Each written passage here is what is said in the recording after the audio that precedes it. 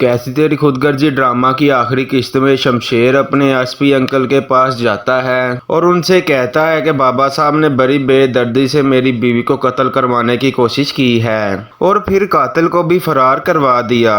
मैंने एसएचओ को बाबा साहब के खिलाफ एफआईआर काटने को कहा था, लेकिन एसएचओ ने साफ इनकार कर दिया। एसपी शमशेर से कहता है कि ऐसा कैसे हो सकता है, बाबा साहब अपने ही बेटे के साथ ऐसा कैसे कर सकते हैं। शमशेर कहता है कि अगर आप चाहें तो अस्पताल की रिपोर्ट सबूत के तौर पर चेक कर सकते हैं। अब एसपी बाबा साहब के पास आता है और कहता है, आपसे मुझे इस किस्म की हरकत की उम्मीद नहीं थी, मैं आज आपको गिरफ्तार करने के लिए आया हूँ। नवाबजादा दिलावर कहता है, एसपी तुम्हारी इतनी हिम्मत, तुम मुझे गिरफ्तार करके ले जाओ। नवाबजादा दिलावर कहता है कि किसने एफआईआर कटवाई है मेरे खिलाफ। एसपी कहता है कि आपके बेटे शमशेर ने। अब आपको मेरे साथ चलना होगा क्योंकि आपकी गिरफ्तारी के वारंट है मेरे पास। नवाबजादा दिलावर आईजी को फोन करता है लेकिन राब्ता नहीं हो पाता, इसलिए एसपी अपनी पुलिस के साथ बाबा साहब को गिरफ्तार करके ले जाता है और जेल में बंद कर देता है। अब शमशेर बाबा साहब से जेल में मिलने के लिए आता है। अब बाबा साहब से कहता है कि आज मैंने आपको आपके अंजाम तक पहुंचा दिया।